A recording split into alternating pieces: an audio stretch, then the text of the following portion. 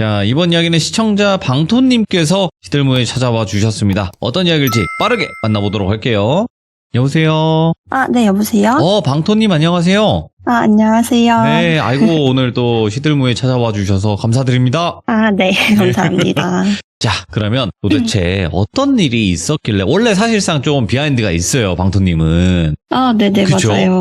원래는 네. 다른 분이 이제 신청을 해주셨는데, 결국에, 방토님이 내가 얘기를 해야 된다, 당사자에. 좀 이렇게 얘기를 하셨다고. 네, 맞아요. 그래서 원래는 전해들을 이야기였지만, 그래도 방토님이 직접 나서셔서 이렇게 이야기해 주신다라는 걸 알고 계시면 좋을 것 같아요, 시청자분들도. 네, 맞아요. 제가 며칠 전에 좀 친한 학교 선배랑 만나서 밥을 먹다가 갑자기 이제 좀 무서운 얘기가 나왔어요. 네. 그게 밥을 먹는데 식당 자동문이 사람도 없는데 계속 열렸다 닫혔다 하는 거예요. 어허, 한 예. 대여섯 번 넘게? 그래가지고 저거 귀신이 왔다 갔다 하는 거다 막 이러면서 이제 제가 과거에 겪었던 나도 무서운 얘기 겪었던 적 있다 해가지고 이제 무서운 얘기를 들려줬는데 이 선배가 되게 돌비님의 이 라디오 방송을 되게 애청자였어요. 감사하죠, 네, 선배님. 고마워요. 그래서 네. 이거 너무 재밌고 흥미로운 이야기인데 이거 나만 듣기 너무 아깝다. 네네. 좀 다른 사람들이 들어줬으면 좋겠다라고 하면서 대신 제보를 해줬어요. 근데 이제 맞아요. 또 근데 제가 좀 직접 이야기를 하는 게 좀 더 진정성 있고 할 것 같아서 제가 떨리긴 한데 직접 참여를 하게 되었습니다. 그게 리얼입니다. 예. 이게 바로 리얼이에요. 알겠습니다. 그러면 어떤 이야기인지 방토님의 이야기 바로 들어보도록 할게요. 렛츠고! 길이십니다. 방토죠!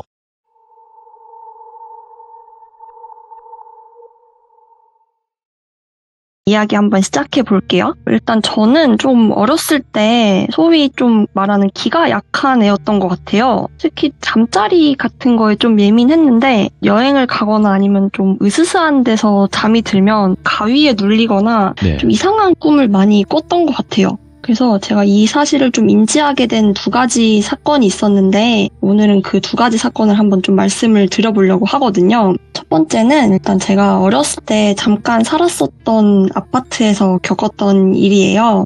제가 7살 때니까 지금으로부터 한 25년 전? 제가 7살 때였는데 네. 집에 돈 문제 같은 게 생겨가지고 가족이 갑자기 서울에 있는 어떤 지역으로 잠깐 이사를 가게 됐었어요. 어떤 아파트였는데 그 아파트의 구조를 잠깐 설명을 드리면 일단 방이 2개였고 조그만 창고가 하나 있었고 그리고 화장실이 하나 있었어요. 그래서 저랑 동생이 같이 한 방을 썼었고 부모님이 안방을 사용을 하셨었어요. 그래서 이제 저랑 동생이 쓰는 방은 이렇게 현관을 들어가면 바로 옆에 있었고 부모님 방은 조금 안쪽으로 들어가면 있었는데 집의 특이한 점은 부모님의 그 안방 앞에 조그만 그런 뭐 청소기나 뭐 잡동사니 막 그런 옛날 물품들 보관하는 그런 창고가 있었다는 거예요. 그래서 안방 문을 열면 바로 그런 이제 창고가 있었거든요. 근데 제 기억에는 그 창고가 처음 이사 왔을 때부터 고장이 나 있었던 건지 뭔지 창고 문이 안 닫혔었어요. 그래서 그 문이 항상 열려 있었던 기억이 나고 저는 그때 7살, 8살 이때였으니까 그 창고에 막 들어가서 그냥 뭐 숨어서 놀기도 하고 장난감도 막 갖고 놀고 막 이러면서 좀 놀았던 기억이 있어요. 그래서 또 그 집에 대해서 말씀을 드리자면 아직 뭐 제가 너무 어릴 때라서 많은 게 기억이 나진 않는데 엄마한테 물어보니까 그 아파트가 좀 겉으로 보기에 큰 문제는 없었는데 좀 이상하게 가격이 시세보다 저렴했었대요. 그래서 당시 시세가 한 2억이다 라고 하면 그 집 한 1억 7천? 8천? 그러고 뭐 외관상 큰 문제가 없었는데 뭐 주변보다 시세가 좀 저렴하고 며칠 전까지만 해도 부동산에 안 올라와 있던 매물인데 급하게 나온 매물이었대요. 그렇기도 하고 또 갑자기 나온 매물이라 조금 의심스럽긴 하잖아요. 그리고 부모님이 생각하기에 그때 이사를 갔던 지역이 과거에 공장들이 많은 터였다고 해요. 그래서 지금도 그 아파트를 지나가면 뭐 무슨 아파트 땡땡 피아노 터 약간 막 이런 피아노 공장 터 뭐 이렇게 되어 있거든요. 네. 그래서 이 아파트도 과거에는 피아노 공장 터였대요. 그래서 저희 부모님은 처음에 아파트가 과거에 피아노 공장 터였다는 게 조금 마음에 걸리기는 했는데 일단은 뭐 돈 문제도 있고 뭐 급하게 살 곳을 좀 구해야 됐어가지고 일단은 이 아파트를 선택을 하셨다고 해요. 예. 그래서 여기까지가 제가 기억하는 아파트에 대한 사실이고 아파트에서 제가 겪었던 일을 말씀을 드리면 이사를 하고 나서 저는 좀 언제부턴가 잠이 드는 게 무서웠던 것 같아요. 아무 이유도 없이. 제가 뭘 보거나 느끼거나 막 그랬던 건 아닌데 그냥 밤에 잠드는 게 너무 무서웠어요. 그래서 제가 동생이랑 같은 방을 썼다고 했잖아요. 근데 동생은 되게 뭐 무서워하지도 않고 아무 문제 없이 잠을 엄청 잘 잤는데 저는 이게 제 방인데도 잠자는 게 너무 무서운 거예요. 뭔가 막 본 적도 없고 느낀 적도 없는데 뭐가 막 나타날 것 같은 그런 느낌? 그래서 저는 그 집에서 있으면서 두 발을 뻗고 자본 적이 없어요. 왜냐면 뭔가 이불 속에서 두 발을 뻗으면 누군가가 내 발을 막 잡을 것 같고 심지어는 방 밖으로 나가서 화장실을 가는 것조차 너무 무서워가지고 엄마가 애기들 요강 같은 거 방에 설치해주고 막 그랬을 정도로 뭔가 그 집에서 밤만 되면 너무 무서워했던 기억이 나요. 그래서 방에서 무서우니까 못 자는 거예요. 못 자서 혼자 발발 떨다가 결국엔 참다가 엄마 아빠 방으로 갔어요. 엄마 아빠 방으로 가면 그때부터 막 이상한 일이 생기는 거예요. 잠을 엄마 아빠 앞이니까 안심을 하고 잠을 자는데 뭔가 꿈속인지 뭔지 제가 끝도 없는 어둠 속으로 빨려 들어가는 느낌이 드는 거예요. 이게 그냥 갑자기 지하 1층, 지하 2층, 3층, 100층 막 이렇게 되듯이 제 몸이 제 침대랑 같이 함께 이렇게 쿵쿵 하고 꺼지는 그런 느낌이 계속 드는 거예요. 그러니까 그때는 그게 뭔가 싶었는데 지금 생각해보면 가위의 일종이지 않을까 싶긴 하거든요. 그때는 아무것도 모르니까 그게 가위인지 뭔지도 모르잖아요. 네. 그래서 그렇게 지하로 빨려 들어가는 느낌을 맨날 들었었고 그게 너무 무서우니까 잠에서 깨면 저도 모르게 맨날 오열을 하는 거예요. 막 오열을 하고 있던 기억이 나는데 나중에 엄마 아빠 얘기를 들어보니까 엄마 아빠랑 같이 잤다고 했잖아요. 근데 아빠가 제가 자면서 맨날 숨을 안 쉬었대요. 왜? 숨을 막 안 쉬고 있어가지고 아빠가 막 놀라가지고 흔들어 깨울 때도 있고 흔들어 깨워도 애가 안 일어나고 정신 못 차리면서 울고 있으니까 숨 안 쉬니까 너무 걱정이 되잖아요. 그래서 뺨을 때려가지고 깨우고 이랬던 적도 엄청 많았다고 해요. 그래서 저는 겨우 깨고 울다가 다시 잠들면 또 그렇게 밑으로 빨려 들어가는 느낌이 들고 그래가지고 그 집에서 살던 내내 되게 무서웠었거든요. 영문도 모른 채로.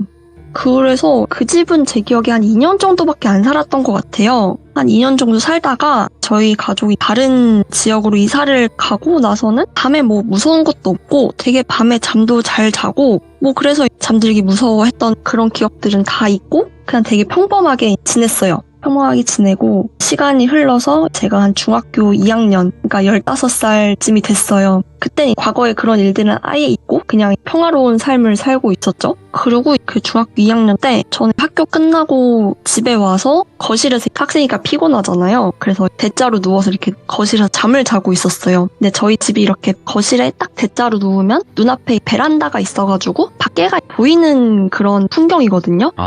그리고 저희 집은 3층이었어요. 그래서 뭐 학교 끝나고 그날 와가지고 거실에 누워가지고 이렇게 잠을 자고 있는데 뭔가 창문 밖에 그 베란다 쪽에서 뭔가가 있는 거예요. 그래가지고 뭐지? 이렇게 하고 딱 눈을 떴는데 창문 밖에 그 여자 3명이 서 있는 거예요.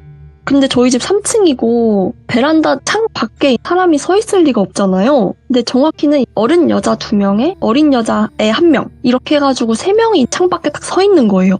그래가지고 저는 너무 당황스러우니까 진짜 아무 말도 못하고 그냥 어버버 하고 있었어요. 어버버 하고 있으니까 그 중에 한 명이 저를 이렇게 딱 보더니 이런 얘기를 하는 거예요. 너 잘 지내나 보러 왔어. 근데 너 이거 우리 본 거 어디 가서 얘기하면 안 된다? 라고 딱 하는 거예요. 그래가지고 저는 그 말을 듣고 일단 너무 무섭잖아요. 왜냐면 갑자기 창밖에 뭐가 나타나고 자기를 봤다는 거를 얘기하지 말라고 하니까 무서워가지고 진짜로 제가 이거를 다른 사람한테 갑자기 자다가 귀신 봤어 라고 하면 갑자기 이 사람이 귀신 같은 걸 돌변해가지고 너 아무한테도 말하지 말랬지. 약간 막 이럴 것 같은 그때는 그런 게 무서워가지고 진짜로 이 얘기를 성인이 될 때까지 아무한테도 안 하고 꽁꽁 숨겼어요. 이렇게 숨기고 있다가 시간이 흘러가지고 성인이 됐죠. 제가 20살이 넘었어요. 20살이 넘었을 때 가족 모임을 하게 됐는데 어쩌다 보니까 대화 소재로 무서운 얘기가 나온 거예요. 그래서 그때 무서운 얘기가 나왔으니까 고민을 하다가 아직까지 무섭긴 했는데 제가 쫄보여가지고 근데 용기를 내가지고 나 중학교 때 아파트 그 베란다 창문 쪽에서 여자 3명을 본 적 있다. 근데 그 여자 3명이 자기 본 거를 절대 말하지 말라고 해가지고 엄청 무서웠었다. 이런 얘기를 가족들한테 했어요. 근데 그 가족 모임에 작은 삼촌이 있었는데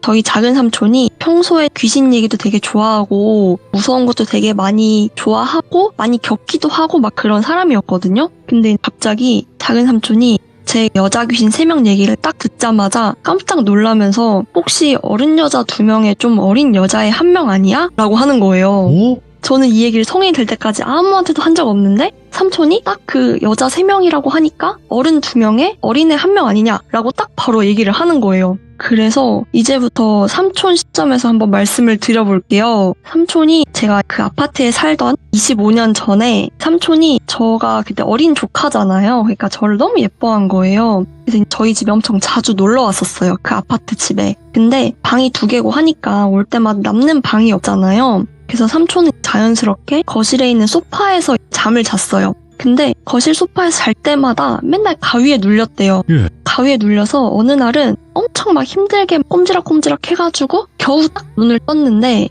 삼촌이 거실 소파 위에서 자고 있잖아요. 근데 어른 여자 2명이랑 어린 여자애 1명이 자기를 위에서 이렇게 내려다보고 있더래요. 근데 셋 다 머리카락이 엄청 길어가지고 그 머리카락이 삼촌 얼굴에 닿을 정도로 해가지고 진짜 막 신기한 물건 보듯이 이렇게 3명이 내려다보고 있더라는 거예요. 그래서 삼촌이 이렇게 가위를 눌렸을 때 막 너무 무서워가지고 속으로 비명을 지르다가 기절한 적도 있고 막 그렇다고 해요. 그래서 그렇게 가위를 눌린 적이 몇 번 있었는데 하루는 또 삼촌이 거실에서 자다가 그날은 다행히 그냥 자연스럽게 잠에서 깬 거예요. 근데 그날도 제가 무서워가지고 제 방에서 못 자고 엄마 아빠 방에서 이렇게 자고 있었어요. 엄마 아빠 방에서 이렇게 안방에서 자고 있었는데 제가 아까 그 안방 문을 열면 바로 창고 같은 게 있었다고 말씀드렸잖아요. 잡동사니 같은 거 넣어놓는. 근데 삼촌이 딱 봤는데 그 창고 안에 어린 여자애 1명이 우두커니 서 있더래요. 그냥 이렇게 한동안 아무것도 안 하고 그냥 거실 문을 막 이렇게 쳐다보면서 우두커니 서 있더래요. 서 있더니 갑자기 그 여자애가 스르르 안방으로 들어가더래요. 삼촌은 걱정이 되잖아요. 그 방에 엄마도 있고 아빠도 있고 저도 있으니까. 그래가지고 삼촌이 그 애를 따라서 안방 문을 딱 열었을 때 삼촌은 봤대요. 그 어린 여자애가 잠든 제 몸 위에서 이렇게 방방이 타듯이 신나게 뛰어놀고 있더래요. 그래서 삼촌은 그 당시에는 제가 어리니까 놀랄까봐, 그리고 또 엄마 아빠가 또 다른 문제 때문에 이사를 온 거니까 또 얘기를 하면 걱정을 할까봐 그런 얘기를 안 했던 거예요. 그래서 이 얘기를 다 들으니까 제가 이제 막 그동안 겪었던 일들의 퍼즐들이 맞춰지는 거예요. 어렸을 때 제가 그렇게 막 어둠 속으로 막 쿵쿵 꺼지는 느낌이 들었던 게 어쩌면 그 어린 여자아이가 내 위에서 방방 뛰어다녀서 그랬을까? 라는 생각도 들고, 또 제가 중학교 때 이사 온 집에서 자고 있을 때 저를 보러 왔던 그 여자 3명이 과거에 그 아파트에 살았던 여자들인데 뭔가 저를 괴롭혔던 게 좀 미안해가지고 저를 찾아온 게 아닐까? 라는 그런 퍼즐이 좀 맞춰져가지고 너무 막 소름이 돋더라고요. 그래서 뭔가 약간 시간이 지나서 어린 저를 좀 괴롭히고 했던 게 미안해가지고 제가 잘 살고 있나 보러 온 게 아닌가라는 그런 생각이 들더라고요. 예. 네. 그래서 제가 어렸을 때 일단 잠자리에서 겪었던 첫 번째 이야기는 이렇게 일단 끝나고요. 예. 또 2번째로도 다른 장소에 여행을 가가지고 예? 또 똑같이 신기한 일을 겪었던 경험이 있어요. 뭘까요? 그래서 2번째로 들려드릴 이야기는 제가 성인이 된 후에 겪었던 얘기인데요. 이건 제가 한 5년 전쯤에 저 포함해서 한 4명의 친구들이랑 강릉인지 속초였는지 강원도 쪽이었는데 그때 여행을 가기로 했거든요. 근데 하필이면 그 여행 가기로 한 날이 태풍이 엄청 오는 날이었던 거예요. 진짜 비바람이 엄청 많이 치고 막 진짜 파도도 엄청 많이 치고 그런 날이었는데, 그게 친구 한 명이 해외 생활을 오래 하기로 한 전이어가지고 약간 이별 여행이었거든요. 그래서 그 약속을 미룰 수가 없는 거예요. 여행 가기로 한 거를. 그래가지고 일단은 태풍이 쳐도 우리는 간다 해가지고 그 강릉으로 향했어요. 그래서 저희가 맨 처음에는 되게 바닷가 바로 앞에 있는 진짜 예쁜 펜션을 잡아가지고 펜션 너무 예쁘겠다, 우리 바다에서 수영도 하고 막 재밌게 놀자라고 하고 되게 기대를 하고 갔는데 막상 도착하니까 태풍이 오잖아요. 예? 그러니까 파도도 진짜 높게 쳐가지고 이 물속에 들어갔다가는 빨려 들어가 죽을 것 같고, 또 비바람도 엄청 많이 와가지고 약간 펜션이 너무 으스스한 거예요. 분위기가 되게 막 햇빛도 오고 하니까. 그래도 일단 뭐 도착했으니까 여행 왔으니까 다 같이 밖에 구경 좀 하고 놀러 가자라고 네. 해가지고 주변에 구경을 나가보기로 했어요. 근데 그때 같이 갔던 친구 중 한 명이 경찰이었거든요. 경찰은 가끔 스케줄 근무를 하니까 밤에 당직 근무를 하기도 하잖아요. 그래서 그 친구가 스케줄 조정을 못 해가지고 밤새 당직 근무를 하고 같이 강릉 여행에 온 거예요. 그래서 자기는 잠을 못 잤으니까 너무 피곤해가지고 미안한데 나 펜션 여기 숙소에서 잠깐 좀 잘게 너희끼리 구경하고 와 이렇게 얘기를 했어요. 그래서 뭐 피곤하니까 뭐 알겠어 이렇게 하고 나머지 이제 3명만 주변 구경을 하고 왔거든요. 근데 많이도 안 하고 비 너무 많이 오고 하니까 한 2시간 정도 주변 구경을 했는데 어쨌든 바람이 너무 세고 하니까 대충 구경 마무리하고 숙소로 돌아왔어요. 근데 숙소 돌아왔는데 숙소에서 낮잠을 자던 친구가 저희한테 그러는 거예요. 저희 막 들어왔는데 너네 혹시 문 열어놓고 나갔어? 이러는 거예요. 그래가지고 당연히 그럴 리가 없잖아요. 친구 혼자 방에 있고 한데 그래서 아니 당연히 우리 문 잠그고 나갔지? 이랬더니 그 친구가 말하기를 낮잠을 자는데 너무 갑자기 시끄럽더래요. 너무 소란스럽더래요. 그래가지고 눈을 떠보니까 어린 남자애 한 명이 방을 막 뛰면서 신나게 뛰어놀고 있더래요. 그래가지고 아니 애들이 문을 열어놓고 나가서 이 남자애가 뛰어다니나? 이런 생각을 하고 다시 이 친구는 너무 피곤해서 그냥 잤다는 거예요. 근데 이 말 들으니까 약간 너무 무서운 거죠. 왜냐면 당연히 문을 잠그고 나갔고 누군가가 들어올 리가 없고 그런데 방에서 남자애가 뛰놀고 있다고 하니까 밖에는 태풍 때문에 비도 진짜 많이 오고 파도도 엄청 높게 쳐가지고 문 닫아도 파도 소리가 진짜 크게 들릴 정도로 엄청 을씨년했거든요. 그래서 그런 친구 얘기 들으니까 뭔가 무슨 일 벌어지기 딱 좋은 그런 분위기라서 저희 다 소리 지르면서 엄청 무서워하다가 어쨌든 우리는 이 집에서 하룻밤을 지내야 된다 해서 뭐 꿈이겠지 막 이러면서 가볍게 넘어가기로 했어요. 예. 그리고 저희 어쨌든 여행 온 거니까 밤새 재밌게 놀다가 잠이 들었죠. 근데 저는 그날 밤에 꿈을 하나 꿨어요. 예. 그날 밤에 그 방에서 자면서 꿈을 하나 꾸게 됐는데 하나 말씀드리면 그 여행을 가기 한 1년 반쯤에 저희 외할아버지가 돌아가셨어요. 근데 외할아버지가 저를 엄청 아껴주시고 엄청 막 사랑해주시고 그래서 할아버지가 엄청 보고 싶었는데 돌아가시고 나서 한 번도 꿈에 안 나왔었어요. 그래서 할아버지 진짜 꿈에도 안 나오네 이런 생각도 하고 그랬었는데 그날 밤에 처음으로 저희 외할아버지가 꿈에 나온 거예요. 그 꿈 내용이 뭐였냐면 저는 버스에 타고 있었어요. 그게 버스인데 그 관광버스가 아니라 그냥 동네 마을버스 같은 그런 버스? 그래서 앞으로 승차하는 문 있고 뭐 뒤로 내리는 문 있고 막 하차벨 있고 그런 마을버스 같은 그런 버스였어요. 그런 버스에 타고 있었는데 제가 이렇게 타고 있고 제 뒷자리에 저희 외할아버지가 타고 있고 그 외에 외할머니, 뭐 엄마, 아빠, 뭐 사촌, 동생, 삼촌들 막 이렇게 해가지고 저희 가족들이 다 타고 있었어요. 그 버스 안에. 근데 저는 뭔가 꿈에서 할아버지가 돌아가셨다는 사실을 인지를 하고 있었던 것 같아요. 그러니까 뭔가 여기서 지금 할아버지를 본다니 너무 기쁘다 이렇게 해가지고 너무 반가운 거예요, 할아버지가. 그래서 할아버지 껴안고 막 흔들고 같이 사진 찍고 말 걸고 막 이것저것 하면서 다시는 볼 수 없는 순간이야 라고 생각을 하면서 그 순간을 영원히 간직하려고 이것저것 다 했던 것 같아요. 근데 그 꿈이 되게 생생한 게 뭔가 지금도 그 할아버지가 꿈에서 입고 있던 옷 같은 게 다 기억이 나거든요. 그 옷이 그 할아버지가 납골당에 계신데 그 납골당에 넣어드린 사진에서 할아버지가 입고 계신 그 옷이랑 똑같은 착장을 하고 꿈에 나오셨어요, 할아버지가. 그래서 되게 꿈이 생생한데 근데 신기한 게 꿈에서 할아버지는 아무 말도 안 하고 아무 표정도 없고 아무 행동도 안 하고 그냥 가만히 앉아만 계셨고 그랬는데 저는 너무 오랜만에 보는 할아버지니까 그냥 너무 저 혼자만 되게 기뻐했어요. 예. 그러다가 시간이 좀 지나가지고 할아버지가 이제 내릴 때가 됐나 봐요. 그래서 갑자기 버스 하차벨을 내리고 뒷문으로 버스에서 내리는 거예요. 근데 저는 할아버지 너무 보고 싶었는데 갑자기 할아버지 내리니까 너무 아쉽잖아요. 그래가지고 이대로 헤어지기 싫어가지고 막 울면서 나도 할아버지랑 내릴래 이렇게 막 엄청 울면서 막 뒷문으로 따라 내리려고 했어요. 그래서 그 계단으로 딱 뒷문 그 계단이 있잖아요. 버스에 보면 그 계단으로 내려가고 있는데 그때까지 할아버지가 아무 표정도 없고 말도 없고 아무 행동도 안 했다고 했잖아요. 근데 갑자기 할아버지가 엄청 무섭고 단호한 표정으로 딱 오른손을 들으면서 안 돼! 이 제스처를 취하는 거예요. 내리지 말라고, 버스에서 내리면 안 된다. 이런 제스처로 딱 안 돼! 이런 제스처를 취하시는 거예요. 그래서 할아버지가 되게 막 생전에 엄청 따뜻하고 온화한 분이셨는데 그렇게 막 무섭고 단호한 표정을 지으니까 저 너무 무섭고 놀란 거예요. 그래가지고 막 이러다가 버스에서 내리려고 했는데 결국 못 내리고 그대로 그냥 버스 문이 닫히고 버스는 그냥 출발을 했어요. 할아버지를 두고. 그리고 나서 그냥 꿈에서 깨버렸죠. 그래서 꿈에서 깨서 그냥 저는 그냥 다른 생각 없이 꿈에서 할아버지를 본 게 처음이고 너무 반가워가지고 엄마한테 바로 전화를 해가지고 엄마 나 꿈에서 할아버지 봤다.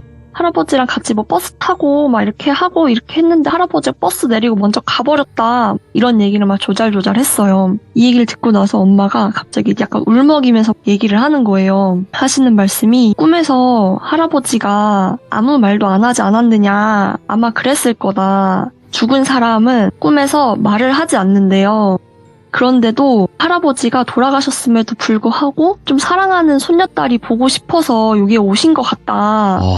근데 너가 만약에 이 버스에서 할아버지를 따라 내렸으면 그 버스에서 내리는 순간 너한테도 되게 안 좋은 일이 있었을 것 같다. 근데 이제 할아버지가 너가 너무 보고 싶고 너가 안 좋은 일이 생길까봐 너를 지켜주려고 잠깐 오셨던 것 같다. 너를 구해주신 것 같다. 이런 말씀을 하시는 거예요.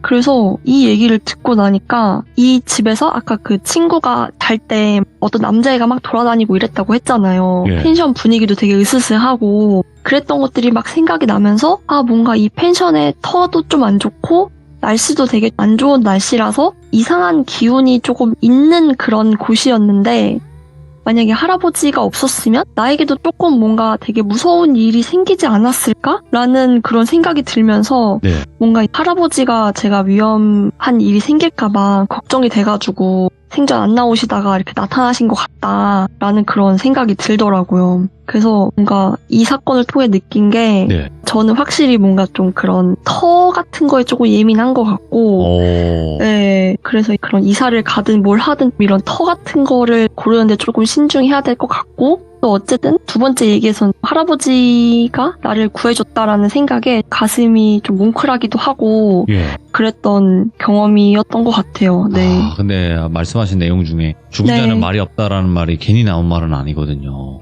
네, 저는 그런 걸 몰랐거든요. 네. 죽은 자는 말이 없다라는 말을 하니까 정말로 꿈에서 할아버지가 아무 말도 안 했다는 그런 딱 생각이 나는 거죠. 예. 그래서 네, 정말 할아버지가 나를 보고 싶어서 그리고 나를 도와주러 왔구나라는 그런 생각이 들더라고요. 좀 뭉클했어요. 그럴 또 내용이 있죠. 이게 아무리 영적인 이야기라도 네. 뭐 무서운 이야기가 있는 것이고 이런 또 할아버지가 생각이 나는 그런 이야기도 있는 거고 그죠? 네, 그런 것 같아요. 네. 오늘 그래도 방토님께서 이렇게 두 가지 이야기를 들려주셨는데 정말 깔끔하게 잘 말씀하시네요. 네, 정말 감사합니다. 깔끔하고 또 직접 겪은 이야기는 내가 또 해야 된다라는 용기도 보여주셔서 다시 한번 너무너무 감사드립니다. 고마워요. 네, 감사합니다. 네, 항상 행복하세요. 네, 감사합니다. 네. 자, 이번 이야기는 시청자 빵코띠님. 좀 어렵네. 빵코띠님. 네, 빵꼬가 아니라 이제 빵코띠님. 되게 어렵네. 코띠님이라고 하도록 하겠습니다. 네, 코띠님께서 찾아와 주셨는데, 오늘 해주실 이야기 상당히 저는 뭔가 미스테리하다고 느꼈긴 했는데, 여러분들의 생각은 어떨지 한번 궁금하거든요. 같이 한번 바로 들어보도록 하겠습니다. 네, 안녕하세요. 코띠님, 반갑습니다. 네, 반갑습니다. 이게 오늘 해주실 이야기가 저는 상당히 좀 살짝 미스테리하다고 느끼긴 했거든요. 네, 맞아요. 좀. 이게 저도 도대체 미스테리한 뭘까? 부분이. 네. 그래가지고, 이거는 우리 또 귀정님들의 생각도 궁금하긴 하다라는 생각이 들더라고요. 네. 네, 그래서 일단은 코띠님 시작 전에 어차피 네? 지금 이 집에서는 멀리 나와 계신 거죠? 네네, 지금은 아예 다른 지역에 살고 있어요. 그러면 큰 지역만 말씀이 가능하실까요? 특정되지만 거기가 않게. 충청북도에 있는 그 면단 위에 있는 집이었어요. 충청북도. 네. 알겠습니다. 그러면 일단 어떤 집이었는지 바로 한번 출발을 해보도록 하겠습니다. 렛츠고! 길이십니다. 빵코띠예요.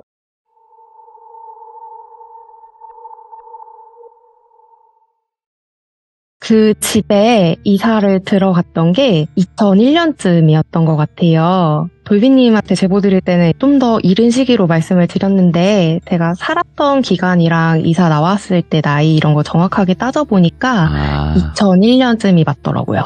상당히 과거네요. 예. 네. 그 집이 옛날 시골집인데 저희 집이 IMF 이후로 가세가 많이 기울어져가지고 부모님께서 시골로 들어가시다가 그 집을 구하셨대요. 옛날에는 집에 사람이 안 살면 집이 금방 삭고 낡아버린다고 해가지고 시골에서 관리하면서 사는 대신에 임대료를 거의 안 받는 곳이 있었대요. 예. 그런 조건으로 들어가서 살았던 집으로 알고 있어요. 그 집에 대해서 기억나는 대로 얘기를 해보면 처음 들어갔을 때 느낌이 너무 좋은 거예요. 대문을 딱 열고 들어갔을 때 진짜 다른 세상에 왔다 이런 느낌이 들 정도로 마당이 진짜 너무 예뻤어요. 들어가자마자 마당 한가운데에 크게 버드나무가 있고 마당 군데군데에 목수국, 앵두나무, 자두나무 뭐 이런 거 말고도 이름도 모르는 꽃나무도 엄청 많았고 꽃이 막 흐드러지게 피어 있어서 분위기가 엄청 따뜻하고 환상적이었어요. 상상만 해도 좋은데? 예. 네, 그래서 마당이 엄청 컸는데 거의 집 면적의 4배, 5배 뭐 이럴 정도로 마당이 엄청 컸어요.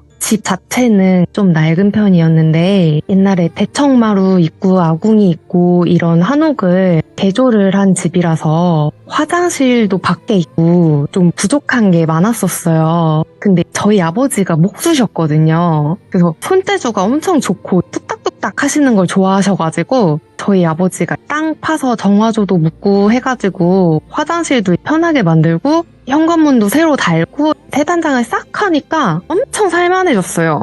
그래서 제 방도 있었는데 해 지는 쪽으로만 창문이 조그맣게 있어서 볕이 잘 안 들기는 했는데 넓고 깨끗해서 좋았던 기억이 나요. 집이 이제 좀 낡았고 좋았고 하는 거랑 별개로 구조가 조금 이상한 점이 몇 가지가 있었어요. 예. 제 방이 거실에서 바로 방으로 갈 수 있는 게 아니라 주방을 한번 통해서 들어갈 수가 있었어요. 예.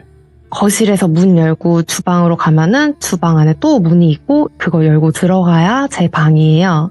또 제 방에서 바로 뒷마당으로 통하는 문이 있는데 그거를 벽지로 막아놔서 문이 있었다는 흔적만 있었는데 이게 이상해서 엄마한테 물어보니까 옛날에 식모방 같은 거일 거라고 하시더라고요. 식모 일 하시는 분들은 거의 부엌에서만 일하고 주인집 불편하지 않게 들락날락 해야 되고 해서 출입구도 따로 있고 그랬다고 옛날에는 흔했다고 그러시더라고요. 그 막아놓은 문 방향이 뒷마당 쪽인데 그쪽이 정북향이에요. 정북향인데 뒷마당 쪽으로는 얕은 언덕이 있고 거기에 대나무 숲이 빽빽하게 있어가지고 그쪽으로는 담장이 없었어요. 예. 이 집이 원래 대청마루가 있는 집에 벽 쳐서 막아가지고 거실을 만든 거라서 거실도 이렇게 양옆으로 길쭉하고 거실 한가운데 기둥도 있고 그랬어요.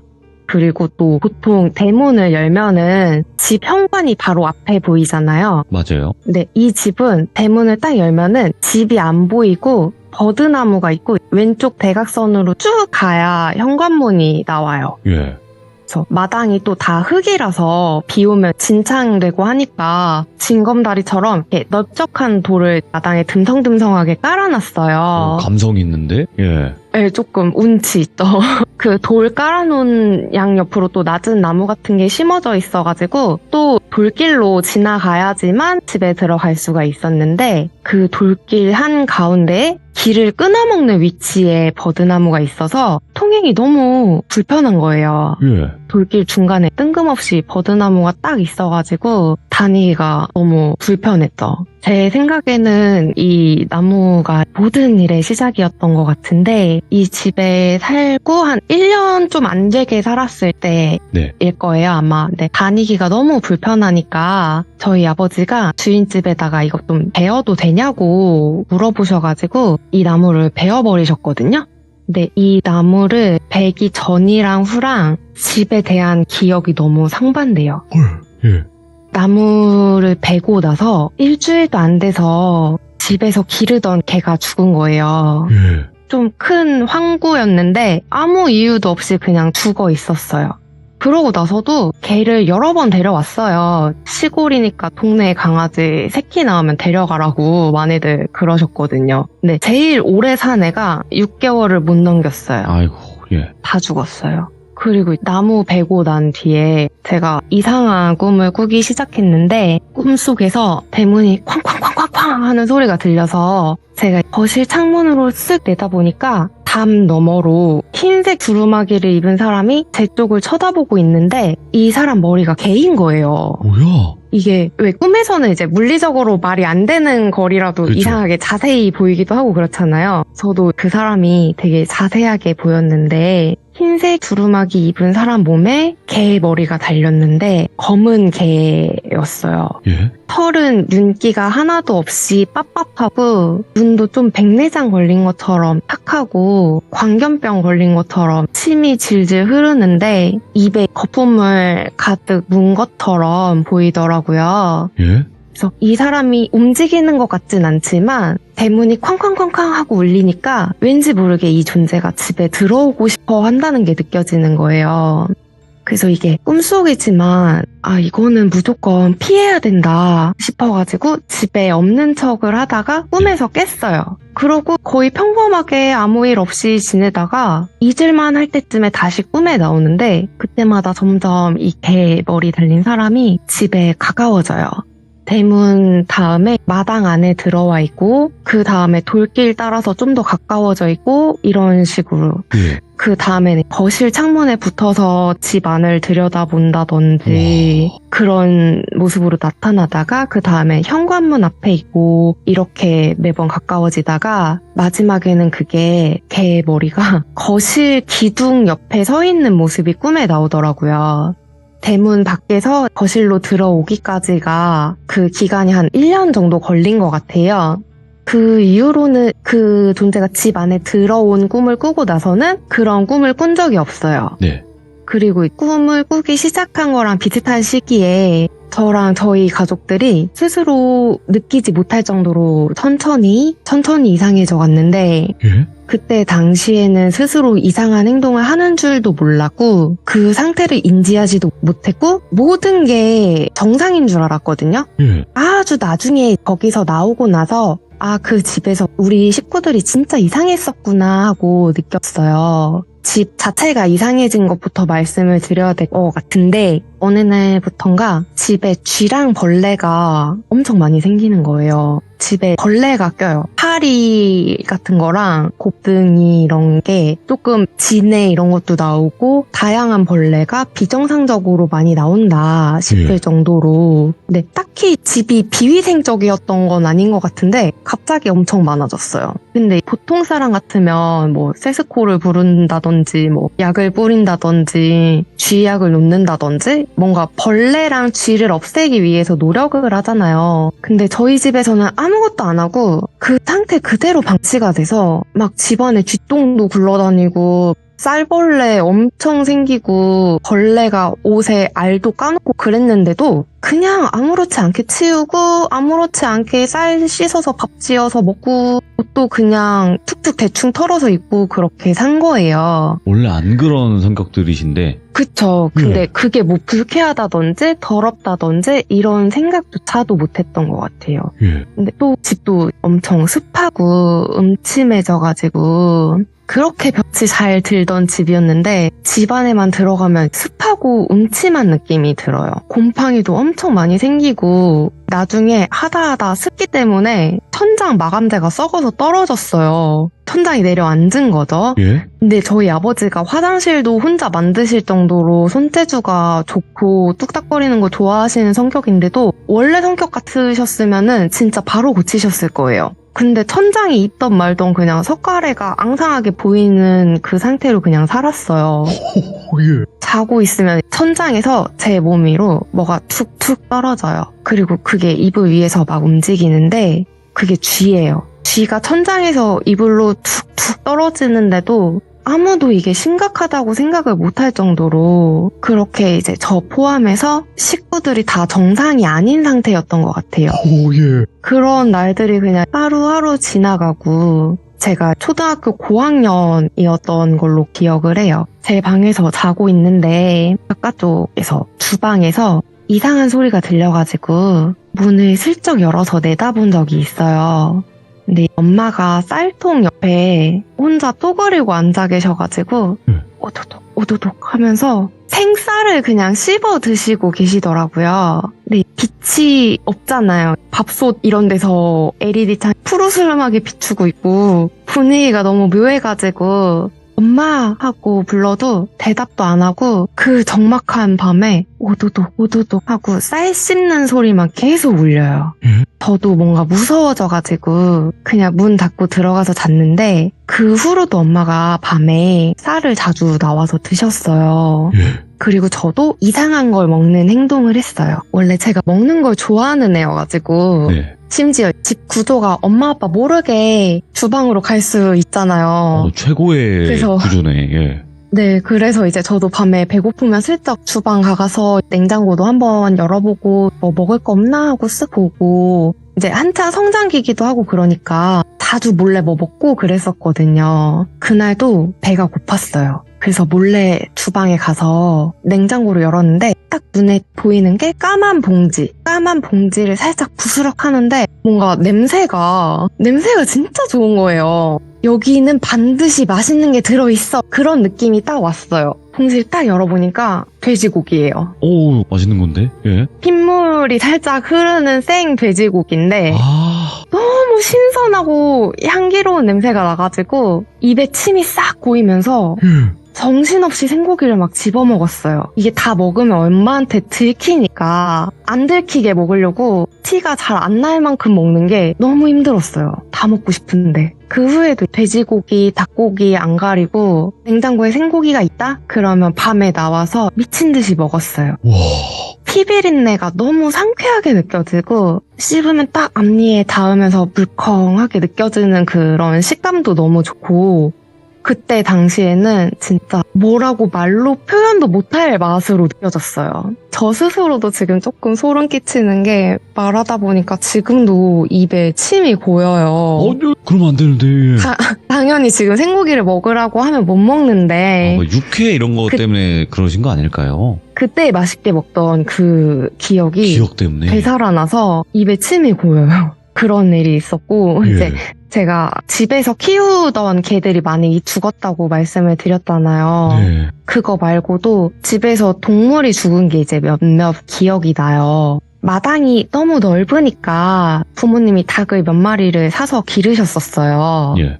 마당 한쪽에 철망으로 닭장을 만들어서 길렀는데 어느 날 아침에 달걀을 꺼내러 가보니까 닭이 다 죽어 있더라고요. 근데 그 죽어 있는 광경이 너무 기묘했어요. 그 닭장 만든 철망 구멍이 닭이 겨우 목을 내밀 수 있을 만한 크기였거든요. 예? 근데 닭들이 다 그 철망에 목을 걸치고 이 이상은 자세히 묘사를 드리면 너무 잔인해질 것 같아가지고 대략적으로 어떤 느낌이죠? 그게 무슨 산짐승이 철망 밖으로 나온 부분만 다 뜯어먹은 느낌이었어요. 아, 그래서 닭들이 줄지어서 머리만 없구나. 네 그런 광경이 있었어요. 예. 또 인상적으로 기억나는 동물이 죽었던 일이 엄마가 뒷마당에서 저를 부르셔서 가봤더니 고라니가 네. 제 방 뒤에 있는 문 쪽에서 죽어 있는 거예요. 근데 선앙당 같은 데 보면은 나무에 빨간색, 노란색, 흰색 뭐 이런 천을 길게 매달아 놓잖아요.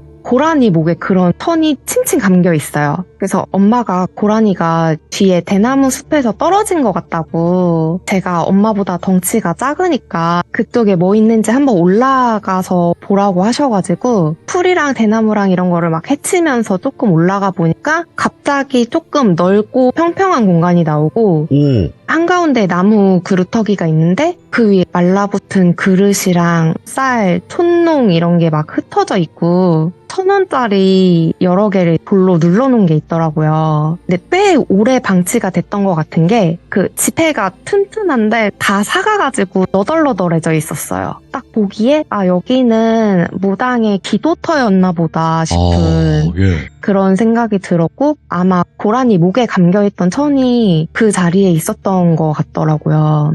그런 일들이 기억이 나고 이 집에 살면서 나무 베기 전에 1년 조금 안 되는 동안은 진짜 너무 화목하고 행복했는데 나머지 한 4년 정도? 4년을 더 살았어요.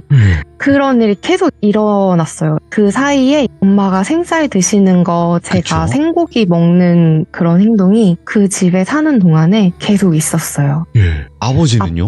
아버지는 목수시라 네. 큰 공사 있고 하면은 떠나서 몇 달 동안 계시고 하셔가지고 그렇게까지 이상한 행동을 보이시지는 않았어요. 예. 근데 집에 계시는 동안에는 조금 식탐이 심해지셔가지고 토할 때까지 드시고 이런 경우가 몇 번 있었어요. 또 짜잘하게 뭐 돈 문제, 동네 사람 문제 뭐 이런 것 때문에 부모님끼리도 계속 싸우시고 예. 그 집에서 처음으로 아빠가 엄마랑 저한테 손찌검을 하셨어요. 예. 근데 지금은 너무 자상하시거든요. 말이 원래 안 되지. 자상한 분이세요. 네, 너무 자상한 분이신데 나중에 아버지가 그 얘기 하시면서 자기가 뭐에 치였었던 것 같다라고 얘기를 하시더라고요. 좀 허무한 결말일 수 있는데 2006년쯤에 집주인분이 그 집을 다른 용도로 사용을 하셔야 한다고 해가지고 이사를 나왔어요. 이사 나오자마자 다른 집으로 이사 가자마자 그동안 지속적으로 있었던 식구들의 이상한 태도 이런 게 싹 사라지고 엄마도 더 이상 밤에 일어나서 쌀을 씹는다든지 하시는 일을 안 하시고 저도 생고기를 먹고 싶은 욕구가 완전 사라졌어요. 우와. 예. 진짜로 뭔가 쉬었다가 깬 것처럼 예. 정신이 몽롱했다가 맑아진 듯이 그 집에 살 때에는 모든 게 점점 나빠질 것만 같았는데 그 집에서 나오고 나서는 경제적인 어려움은 조금 지속되긴 했는데 점점 좋아지더라고요. 네. 근데 저희 가족끼리 있을 때 그 집에서 살 때 다들 이상했던 거를 속으로는 아니까 암묵적으로 그 집에 대한 얘기를 안 한단 말이에요. 그렇겠죠. 근데 저는 살다가도 문득 그 거실 기둥 옆에 서 있었던 그 개 머리를 한 사람이랑 엄마가 오독오독 쌀 씹어 먹는 소리가 자꾸 생각나고 그 집에 대한 생각도 가끔 나고 해서 아, 그 집 대체 뭐였을까 해서 생각한 게 아마 그 집이 무속인이 살던 집은 아니었을까라는 생각을 했어요. 아, 느낌상. 네, 느낌상 집 뒤쪽에 뭐 기도터 같은 것도 그렇고 제 방도 식모방으로 생각하기에는 집 규모 자체가 식모를 둘 집의 규모가 아닌 거죠. 작죠. 예. 그쵸. 이렇게 작고 낡은 집에 식모가 필요했을까? 그런 생각도 들고 해서 아무래도 그 방이 뭔가를 모시는 방이거나 네. 신당은 아니었을까 그런 생각을 했어요. 비정상적으로 넓은 마당도 수상하고 네. 그리고 나중에 알았는데 무속에서 버드나무가 귀신을 쫓는 나무라고 하더라고요. 예. 근데 그 나무가 귀신을 막아주는 거면 저희 집으로 들어오는 온갖 나쁜 그런 것들을 막아주고 있었는데 저희 아버지가 뱄죠. 멋모르고 베어버리신 거라면 저희 가족 전부 뭔가가 씌여 있었던 걸 수도 있겠다 싶더라고요. 근데 버드나무가 이게 좀 물가에 있는 나무 아닌가? 네, 저도 그렇게 알고 있는데 네. 그 어린 시절이니까 네. 버드나무 실물을 그 집에 살면서 처음 봤어요. 그게 되게 을씨년스럽지 않아요? 보면? 아, 근데 그 나무를 베기 전에는 거기가 너무 환상적인 그런 분위기다 보니까 그 나무 자체가 엄청 청량하게 보였거든요. 엄청 청량한 그런 약간 상쾌하게 보이는 그런 느낌이 있었어요. 야, 그러면 진짜 여태까지 지금 사연을 쭉 한번 들어봤잖아요. 네. 근데 그 나무를 베고 나서 결국에는 그 개머리가 들어온 거죠. 그죠? 그쵸. 저는 그렇게 생각해요. 네. 나무를 뱄기 때문에 네. 그런 존재가 집에 들어왔던 거라고. 그러니까 그 나무가 있었을 때는 그 길목을 지나올 수 없었을 거라고 생각이 저도 들었었어요. 네. 그래서 그 이상한 위치임에도 불구하고 거기 있었다라고 생각은 하는데 이제 네. 미스테리한 부분들이 뭐냐면 후에 이사를 가고 나서 다 괜찮아진 상태에서 저는 그것도 궁금한 거예요. 엄마 그때 쌀을 왜 씹어 먹었어? 아니면 어머님 쪽에서 코띠야 너 근데 왜 생고기를 그렇게 먹었니? 아니면 아버님께서 너 둘이 왜 그랬었어? 이렇게 서로에게 물어본 경우가 없었나요? 한 번도? 한 번도 없어요. 이유가 있었을까요? 물어볼 수는 뭔가 있잖아요. 뭔가 암묵적으로 가족들끼리는 그 집에 대한 얘기를 하면 안 된다라는 분위기가 있어요. 그래서 그 시기에 있었던 좋은 일들도 얘기를 안 해요. 진짜 미스테리해요. 저도 이거 사연을 받았지만 도대체 네. 뭘까? 왜 그런 행동을 했을까? 그리고 이게 저는 그래서 아까 말씀은 드렸지만 빙의의 일종일 거다라고 말씀은 드리긴 했잖아요. 네네네. 그래서 왜 그 개의 빙의가 됐다라고 판단을 저도 했었냐면 그 말씀하신 것 중에서 쥐나 벌레들을 거부감이 없었잖아요. 애초에. 네. 그래서 개들은 같은 동물들을 막 그렇게 지저분해하거나 막 그러진 않으니까 그런 것 같아요. 그런 게 아닐까라는 생각을 했었어요. 네. 저는. 아니 그게 아무렇지 않을 일이 아니잖아요. 갑자기 하늘에서 뚜둑 떨어졌는데 그게 쥐인데 그냥 뭐 쥐네 하고 말 수가 없는 건데. 근데 그때 당시에는 그냥 지나가네? 약간 그렇게 생각이 됐었어요. 벌레네? 쥐네네? 막 이런 느낌으로 그냥. 네, 그냥 툭 털고 사용하고 뭐 그런 식으로. 근데 지금 생각해보면 정상은 아니잖아요, 이 행동들이. 그쵸, 저 지금 벌레 진짜 와, 싫어해요. 이게 말이 안 되는데 그때 당시에 어떻게 가족분들이 전부 다 하나같이 그랬을지가 그것도 의문이고 서로 이야기를 안 나눠봐서 사실상 그 뒷이야기가 분명히 있을 수도 있어요. 왜냐면 이거는 코띠님의 시점이고 어머님의 시점이 다를 수도 있거든요. 네, 그럴 수 있어요. 그래서 그 생고기를 먹는 코띠님의 모습은 더 달랐을 수도 있다고 저는 봐요. 저는 이제 다른 식구들한테 제가 생고기를 먹는 모습을 안 들켰다고 생각을 하고 있었거든요. 그렇겠죠? 그러니까 저 스스로는 그렇게 생각을 하고 있는데 불비님 말씀을 들어보니까 엄마한테 한번 조심스럽게 여쭤봐야겠다는 생각도 들어요. 그러니까 엄마 나 옛날에 그 집에서 생고기 먹었던 거 본 적 있지? 이렇게만 물어보셔도 너 그 얘기 왜 꺼내? 이렇게 나오시면 보신 거예요. 제가 봤을 때는 너 그 얘기 꺼내지 말라 그랬지? 하지마. 막 이렇게 하시면 아마도 보신 적이 몇 번 있으셨던 것 같기도 하고 와 이거는 귀신이 꿈에서 그냥 그 개머리 귀신 한 것밖에 나오지 않았는데 이렇게 무서운 이야기가 되네요. 네, 그 모습이 제가 20년 넘게 지났는데도 자꾸 생각이 나가지고 인터넷에 막 검색을 해봤어요. 혹시 네. 비슷한 거 본 사람이 있는지 네. 찾아봤는데 없는 것 같더라고요. 이거는 과연 무엇일까는 저희 또 시청자분들이 아마 굉장히 많은 댓글을 달아줄 거예요. 영상을 보신 분들은. 근데 네. 도대체 어떤 존재였을까는 그 중에서 그 빵꼬띠님께서 한번 이게 제일 유력하다라고 생각이 드는 댓글을 한번 보시면 될 것 같아요. 네. 네, 아이고 오늘 떨지 않고 이야기 너무 깔끔하게 해주셔서 다시 한번 감사드립니다. 감사합니다. 네, 혹여라도 다른 이야기가 있으시면 또 언제든지 찾아와 주세요. 감사합니다. 네, 감사합니다. 네, 고맙습니다. 야, 이거는 미스테리를 넘어서 섬뜩했어요. 솔직하게. 소름 끼쳤어요. 오랜만에 소름이 쫙 끼쳐요. 상상을 해봤거든요. 그 쌀을 그냥 생쌀을 씹어 먹을 수는 있는 거예요, 여러분들. 뭐 그거 안 되는 건 아니거든요. 근데 밤에 혼자 쭈그러앉아갖고 그거 아무 행동을 안 하면서 씹어 먹고 있는 행동이나 생고기를 막 맛있게 먹고 있는 느낌이라든지 이런 게 아무렇지 않았대요. 그때 당시에는. 그게 너무 섬뜩했어요, 진짜. 그래서 여러분들도 이런 부분에 대해서 특히나 개 머리를 한 두루마기를 입은 그 존재가 뭐였을지를 댓글로 꼭 남겨주시길 바라겠습니다. 감사합니다.